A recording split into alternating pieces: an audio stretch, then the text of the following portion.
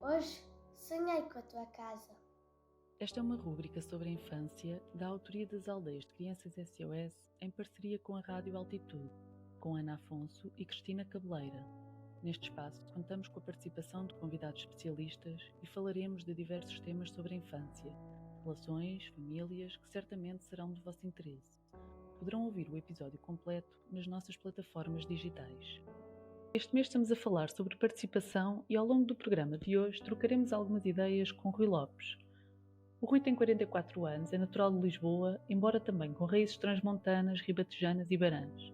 Licenciado em Psicologia Educacional pelo ISPA e mestre em Intervenção Comunitária e Proteção de Crianças e Jovens pelo ISCTE, com certificação em Intervenção Terapêutica na Crise na Universidade de Cornell e em Acolhimento Residencial de Crianças e Jovens na Universidade de Oklahoma.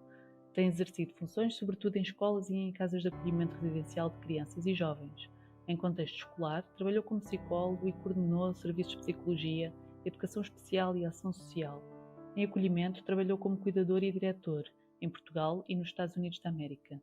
Entusiasta das práticas reflexivas e do trabalho colaborativo, bem como do desenvolvimento dos indivíduos e das organizações, presta desde 2008 serviços de formação, supervisão de equipas, mentoria profissional e consultoria organizacional em escolas e instituições sociais. Bom dia, Rui. Bom dia, Cristina. Bem-vindos. Bom dia. Bom dia, Ana.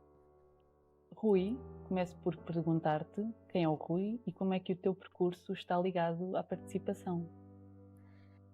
Então, muito bom dia. Antes de mais, é um prazer estar aqui convosco, Ana e Cristina. O Rui, bom, sou um homem de 44 anos, sou filho, sou irmão, marido, pai de um rapaz de 14 anos e de uma menina de 8. Sou formado em Psicologia. Atualmente exerço essencialmente como supervisor clínico de equipas e também como consultor de indivíduos e de organizações. Tenho também alguns estudos musicais, embora desde há bastante tempo apenas com uma atividade muito residual nesta área. Essa é uma excelente pergunta, diria eu. Uma pergunta provocadora, logo para começar, que me obriga a ir assim a fazer uma espécie de viagem ao passado. Creio que a minha ligação à participação começou cedo, ainda talvez no Jardim Infantil Pestalozzi, onde frequentei o pré-escolar e a escola de primeiro ciclo. Era um contexto muito especial, onde todos nós, todas as crianças, eram incitadas e incentivadas a participar. Não havia manuais, trabalhávamos construindo os nossos próprios materiais e portfólios, escolhíamos onde queríamos aprender a ler, e eu lembro-me que escolhi aprender a ler numa embalagem de Nesquik, porque para uma criança pode ser uma experiência mais ou menos revolucionária, né? A possibilidade de fazer escolhas aparentemente simples, mas com um impacto real e significativo no seu mundo. Para além disso, havia também muitas atividades de expressão artística, plástica, literária, dramática, e isso alimentava a curiosidade, né? E esta escola era assim, era pulsão de vida, era pulsão de curiosidade.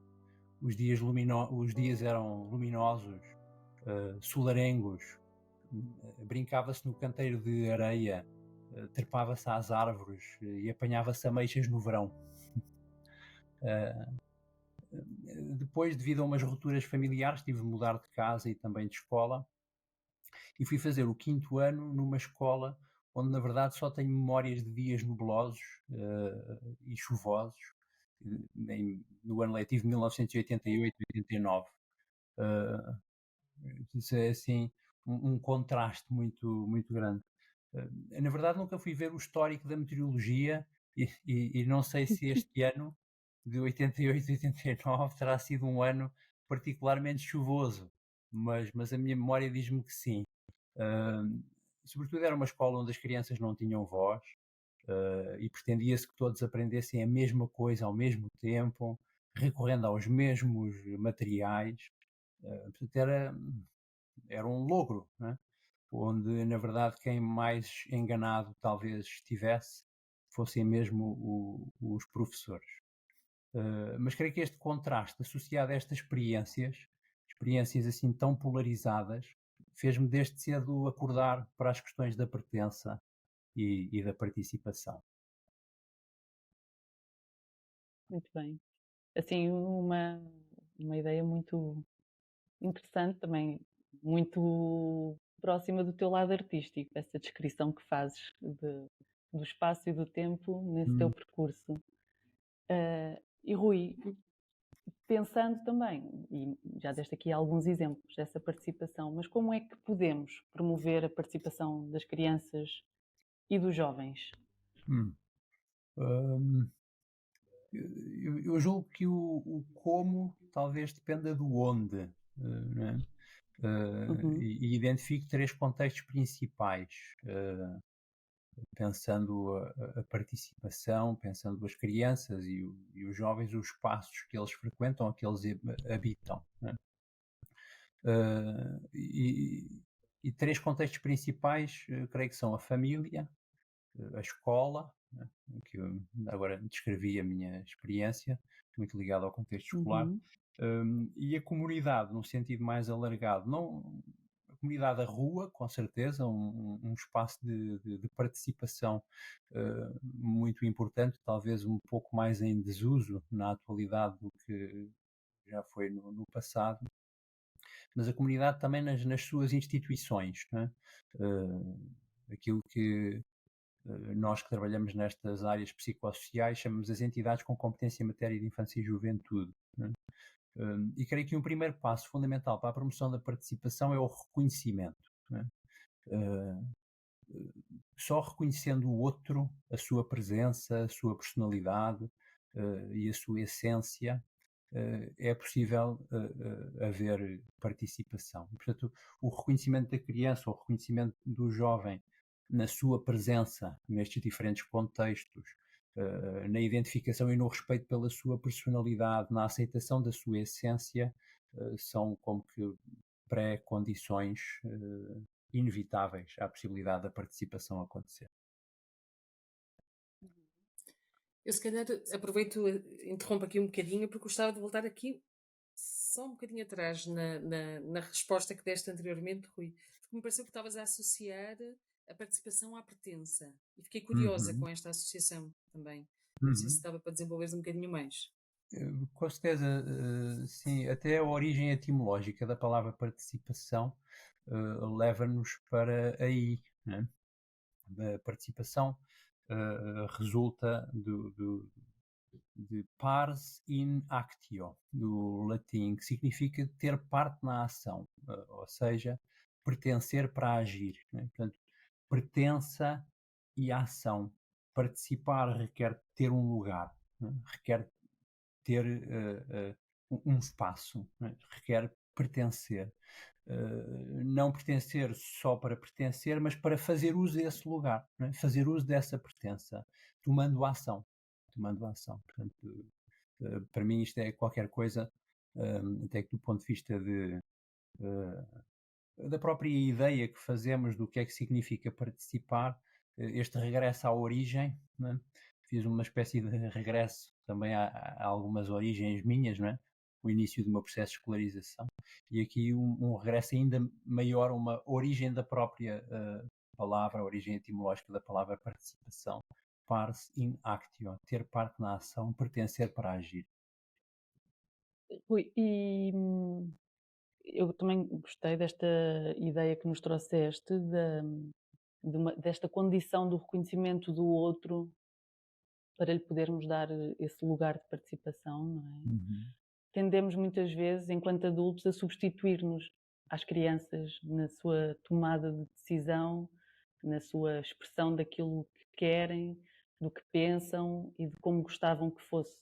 E Uhum. nesses diferentes contextos, vamos falar sobre a família também. Uhum. Já no outro episódio também falámos sobre a escola, mas vale sempre a pena voltar aí. E agora trouxeste a ideia da comunidade também, Uhum, da rua, que uhum, talvez nas nossas gerações, na tua geração, que és um pouquinho mais velho do que eu, uhum, a rua era de facto um lugar de partilha, de criar também essa pertença, não é, no grupo, uhum, de experiência e poder, nesse contexto do grupo, haver uma maior possibilidade, pela ausência dos adultos, das crianças poderem exprimir-se livremente e uhum, serem então reconhecidas pelos outros, pelos seus pares, não é? E embora esse contexto da comunidade esteja ligeiramente alterado nestas gerações, nas uhum, crianças e nos jovens de que falamos agora, porque foi muito substituído, parece-nos, por um outro mundo, o digital, uhum, a rede, a web, mas continua a ser possível também aí, com as suas particularidades, as crianças poderem e os jovens poderem continuar a exercer ou a experimentar essa participação, uhum, embora com desafios, uhum. outros desafios. O que é que achas sobre isso? Sim. O mundo é dos adultos, não é? Uhum. Para o bem e para o mal. O mundo está dimensionado à escala dos adultos. Eh, e essa escala não é só matéria de quantidade, não é? É também matéria de qualidade, talvez. Eh, mas, de facto, eh, por norma, as dimensões são as dimensões dos adultos, não é? Nas escolas ainda encontramos cadeiras e mesas, não é? Do tamanho e da altura das crianças. É muito engraçado enquanto adultos, não é? Sobretudo adultos que através da escola deram o seu salto depois para o mundo e que pouco ou nada lá regressaram, as experiências depois de regressar enquanto adultos, às vezes pais de crianças, voltar a entrar numa casa de banho das crianças, numa escola, é uma experiência curiosa, não é? Que é, há uma dimensão que não é a dimensão do adulto, é a dimensão da criança. E é um espaço até muito bonito e encantador por essas características, o espaço da escola, de uma maneira geral, não estritamente o espaço da casa de banho da escola. O espaço da escola, de uma maneira geral, é um espaço encantador por essa sua natureza, não é? Por essa sua escala. Hum, não há outros espaços assim, portanto, o mundo é feito à escala dos adultos e ao ritmo dos adultos, e o ritmo da criança não é o mesmo ritmo dos adultos. O próprio batimento cardíaco da criança é muito mais rápido que o batimento cardíaco do adulto, não é? Portanto, o ritmo é outro no tempo da infância, o ritmo é outro, a noção de tempo, a noção de espaço é também completamente diferente. Sucede que, como o Uhum. mundo é dos adultos, são os adultos que impõem o seu ritmo, são os adultos que impõem o seu tempo, são os adultos que impõem o seu espaço, são os adultos que impõem a sua escala e com alguma frequência há alguma como que limitação à possibilidade de participação da criança, porque a criança participa mediante a autorização do adulto, não é? O que é um contrassenso, porque a participação requer esta ideia de ser pertença para poder agir, agir em liberdade, agir em autonomia. E com muita frequência a possibilidade de participação da criança e do jovem é uma possibilidade limitada porque ela está constrangida à possibilidade autorizada pelo adulto. Eh, e não foi com certeza por necessidade e vontade própria que as crianças foram diminuindo alguma da utilização que fazem do espaço da rua. Né? Foi com certeza por uma imposição das pessoas adultas, né? Muito associada a questões securitárias, medos associados àquilo que pode acontecer quando a criança está mais desacompanhada no espaço da rua, portanto, sem prejuízo de efetivamente haver questões de segurança que são muito importantes de atender e de acautelar. A criança necessita de ter possibilidade de participação. E participação é fazer uso dos espaços, não é? Podemos pensar nisto também enquanto pré-condição. Então, se participação implica pertencer, então pertencer significa poder estar num espaço e fazer uso desse mesmo espaço. Seja o espaço da rua, seja o espaço da escola, seja o espaço da família. Espaços que têm outros, não é? Portanto, pertencer para agir significa relacionar-me com os objetos que se encontram nesse local, em liberdade e em autonomia, e relacionar-me com as pessoas, com os outros, com os sujeitos que estão também presentes nesse local em liberdade e em autonomia. E é por essa liberdade e por essa autonomia, e será por elas ou também por outros conceitos e outros ideais, que é importante promover a participação das crianças e dos jovens? Sim, eu julgo que essa importância é enorme, não é? Porque através do exercício da participação podemos aprender quem somos. A Uhum. construção da nossa identidade requer esta ligação aos espaços e requer esta nossa ligação aos outros, a manipulação dos objetos que estão presentes no mundo que nos rodeia, a interação com as outras pessoas portanto, participar é uma forma de construir a nossa identidade singular, não enquanto ser passivo recipiente, mas enquanto ser ativo recurso. Sim, mas estava aqui a pensar, e também aquilo Uhum, que foste dizendo antes, não é? Que para conseguirmos chegar a esse ponto de sermos esses seres ativos, nós, estou a uhum, pensar, estou a falar no nós, seres humanos, não é? E pensando aqui uhum, a nível do desenvolvimento, de facto há qualquer coisa prévia, só para perceber, enquadrar aqui a tua ideia anterior, não é? Que tem a ver uhum, com esse reconhecimento, não é? E que eu acho que isso uhum, tem mesmo que partir desta, desta relação, particularmente do adulto com a criança, nesse reconhecimento, primeiro das necessidades daquela criança, para depois reconhecer também os seus desejos, já numa fase posterior, e para que esta criança comece de facto a ter voz. Eu estou a dizer isto porque às vezes parece-me que há assim uma coisa meio invertida, às vezes, hum, de querermos, nos sítios também onde há muitas crianças, seja nas escolas, seja nas casas de acolhimento residencial ou noutros contextos, uhum, não é? De promover assim a participação de uma forma assim um bocado que a mim me parece sempre artificial, em que se fazem assim umas assembleias e queremos que toda a gente dê opinião.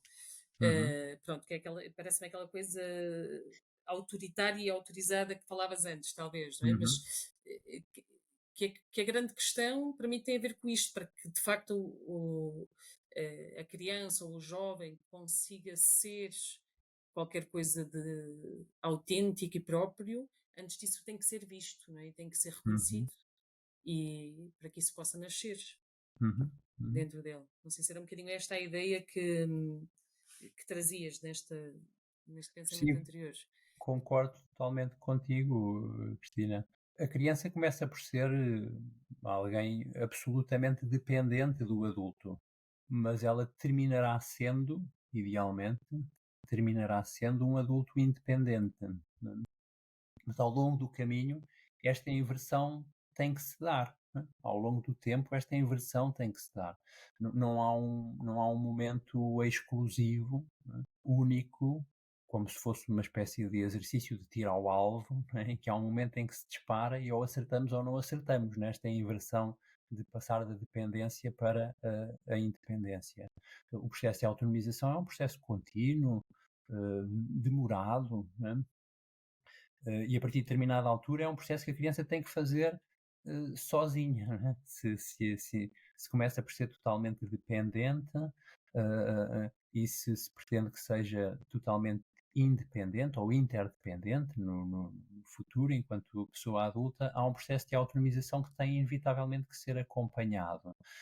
E nem sempre é fácil para a pessoa adulta fazer este acompanhamento, porque significa mudar muito significativamente o seu papel e o lugar que ocupa na relação com o outro, inclusivamente na nossa relação pais-filhos, professores-alunos, que é diferente de ser educador de infância, professor de primeiro ciclo, de segundo ciclo, terceiro ciclo, secundário ou do ensino superior. Não é? Eu tenho esta felicidade de conhecer um pouco todos estes contextos ao longo destes diferentes tempos e destas diferentes fases.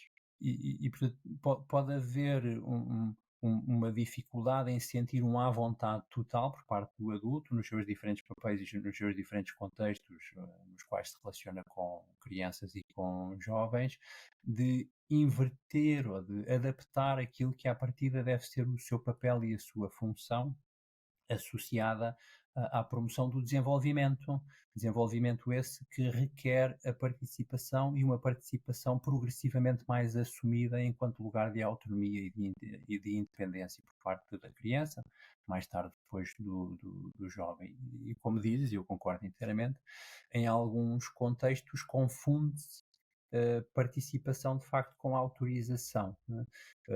Os adultos organizarem experiências de assembleia para que naqueles momentos de 45 minutos a 1 hora as crianças poderem dar a sua opinião relativamente a um determinado assunto, é uma coisa que não enche as medidas de quem se preocupa com matérias de participação.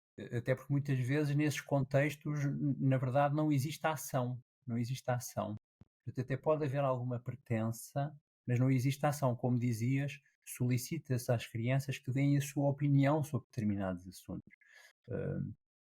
Dar opinião não é participar, né? Dar opinião é opinar. Participar é outra coisa.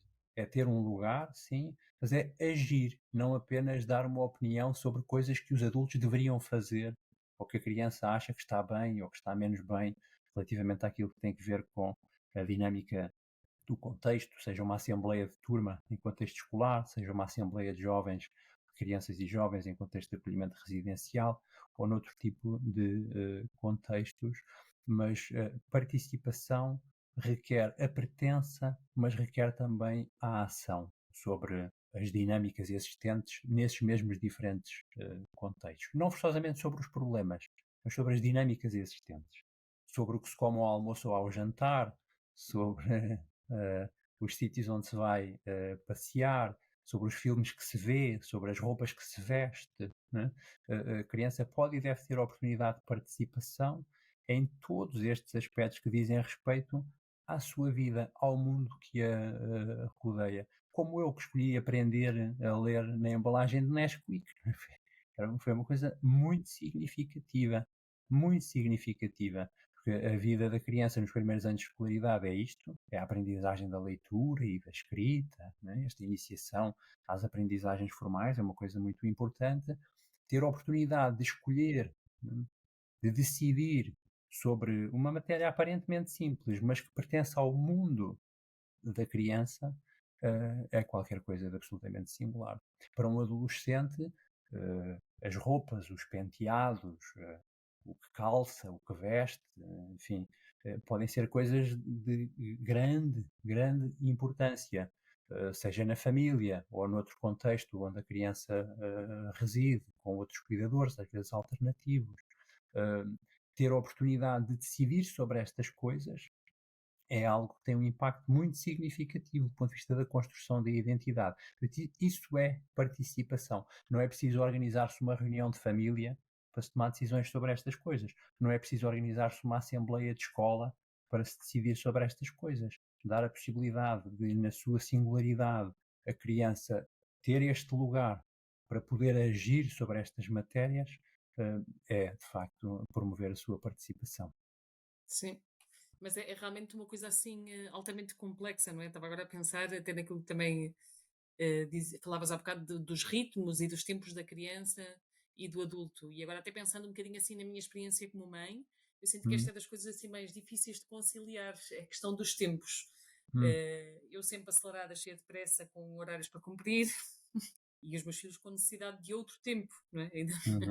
Mas quer dizer, há os tempos das refeições, há os tempos para ir deitar, que se fossem de facto as escolhas deles, poderiam não ser exatamente os mesmos, os mesmos horários que eu sinto que acabo por impor, não é? Pronto, isto podemos ir dar aqui assim uma discussão mais filosófica, mas é realmente complexo conjugar, não é? estas diferentes vivências e muito que tem a ver com estes tempos e ritmos. Sem dúvida. Porque eu há pouco o que sugeri era o contrário disso, não é, Cristina? É que a criança tem um ritmo mais acelerado e o adulto tem um Mas é, ritmo. pois, mas tu falaste nisso, mas eu pensei, de Aham, facto, o coração da criança bate muito mais rápido, aham. mas na verdade, eu acho que a sensação de tempo para os miúdos É muito mais é sempre dilatada, mais não é? longa, é muito Sem mais dúvida. dilatada, Sim, né? sim, Se sim. calhar justamente porque bate mais rápido, isso, não é? Num minuto bate muitas vezes e portanto aquilo é muito, né? Porque Talvez signifique que haja uma superimposição dos tempos, né, das rotinas da Uhum, nossa vida cotidiana, que nos está a fazer, uhum, tanto enquanto adultos como enquanto crianças, a ter que desrespeitar aquilo que seria o nosso tempo biológico mais normal e mais uhum, necessário para o funcionamento até em equilíbrio do nosso próprio corpo, né? uhum, Mas uhum, acho interessante isso que estavas a dizer. eh, Estavas a falar da tua experiência enquanto mãe. Eu viajei aqui um bocadinho também, talvez há uns 10 anos atrás, mais coisa menos coisa, para o meu filho mais velho, na altura que ainda era uhum, filho único, ainda pequenito, e com uns 4 ou 5 anos de idade. Eu lembro-me bem que quando chegava afogueado a casa, ao final do dia com ele e a pensar na quantidade de coisas que tinha que fazer e na importância dele ir dormir a horas, não é? Lembro-me bem de perceber em determinada altura que se ao chegar a casa brincasse com ele durante uns 15 minutos uhum, no chão, a ver livros, a brincar com bonecos ou a ver um episódio dos desenhos animados que ele mais gostava na altura, esses 15 minutos permitiam-me ter uma hora desimpedida e desintoxicada para fazer o jantar, para orientar as outras coisas todas, porque conseguia naqueles 15 minutos ir ao encontro de um tempo, de um espaço e de uma necessidade fundamental que ele tinha, que se não o fizesse, não conseguia ter nem 5 minutos de descanso sozinho para poder tratar das coisas que precisava tratar, porque ele constantemente me chamava, porque a sua necessidade ainda não estava salvaguardada e satisfeita, não é? suficientemente Claro, satisfeita. sem dúvida. Isso é Uhum. um bom exemplo, não é? Como o disponibilizar de tempo nos faz ganhar tempo, não é? Isso.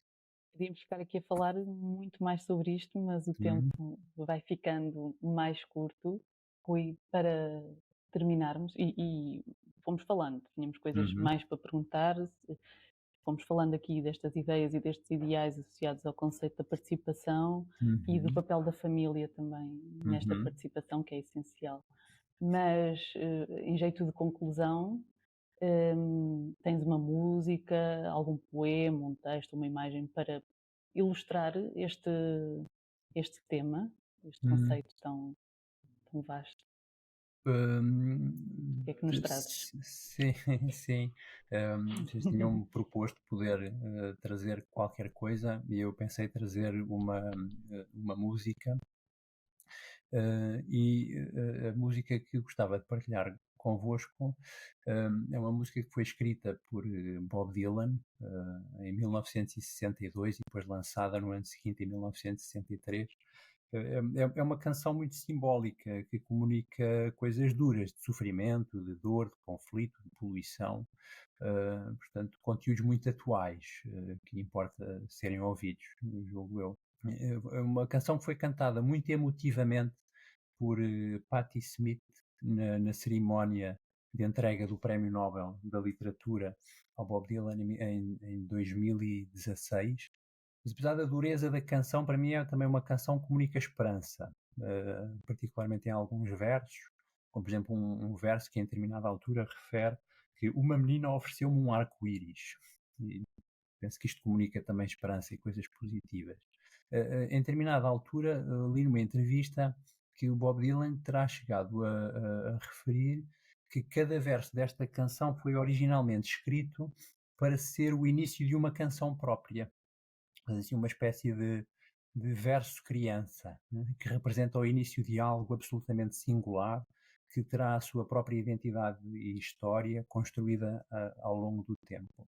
Mas a versão que trouxe e gostava de que pudéssemos ouvir não é a versão original de Bob Dylan, é uma versão bem mais recente, de 2018, É uma versão jazz interpretada pelo cantor Kurt Elling e por alguns enormes instrumentistas, Branford Marsalis, Joey Calderazzo, o Clark Sommers e o Jeff Tain Watts na bateria, que é o meu instrumento, é um dos meus bateristas preferidos. Sendo uma versão jazz, ela respeita uma estrutura harmónica, mas contém também muito improviso, na verdade, tal como a vida, né? E foi por isso que me pensei nesta música e nesta versão desta canção de Bob Dylan que se chama A Hard Rain Is Gonna Fall. Então, mas ainda antes de terminarmos, eu de facto tinha ficado curiosa com a música que o Rui ia partilhar connosco, e como nos disse previamente qual é que iria ser, eu fui rever a música que conhecia assim ao de leve, justamente cantada pela Patti Smith, e naquela versão emocionante, quando ela se engana, e fui rever a letra, porque de facto nunca tinha pensado muito nesta letra, que me pareceu muito dura, cada uma das. Parecia assim uma vivência, uma aprendizagem, como é a vida, pronto, à base também de muito sofrimento, né? Não só, mas havia de Hum, facto ali qualquer coisa de esperançoso que ia aparecendo assim no meio de vários sofrimentos, pelo menos foi assim que eu fui lendo, não é? Mas com coisas sempre escuras, não é? Pareceu-me assim uma música que encontrava, uma pessoa que ia encontrando sempre um lado escuro da vida, mas depois diz no final, mas eu vou conhecer bem a minha música antes de começar a cantar. E uhum, isto remeteu-me para qualquer coisa ligado a um autoconhecimento, a um caminho de autorreflexão e autoconhecimento e de construção identitário, para que a voz seja realmente própria, seja realmente minha e não seja dos outros. uhum. Não sei, Sim, Rui, o que é que queres dizer sobre isto?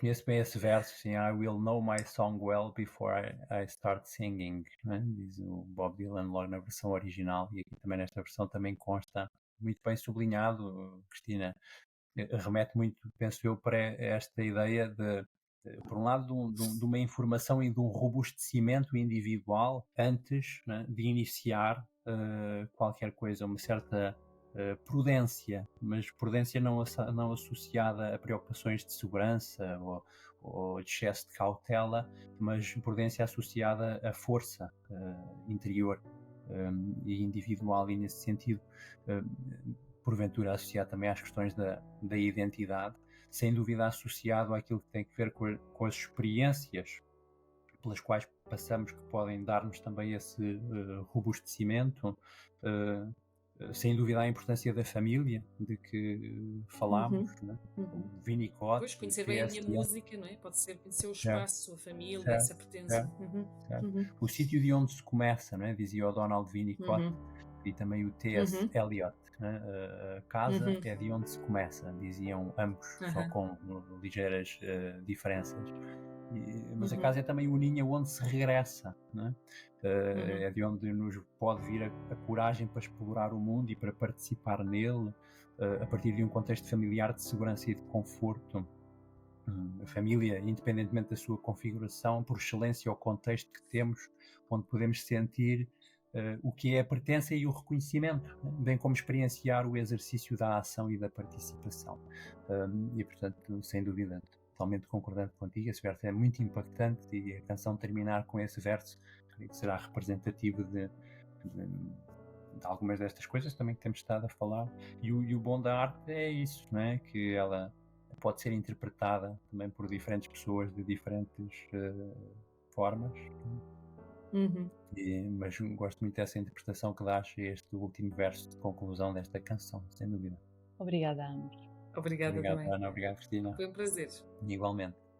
Muitas crianças estão à procura de uma família que as acolha com o tempo, o carinho e a dedicação que necessitam. Entra em aldeias-sos.org e ajuda-as a encontrar a casa com a qual sonharam.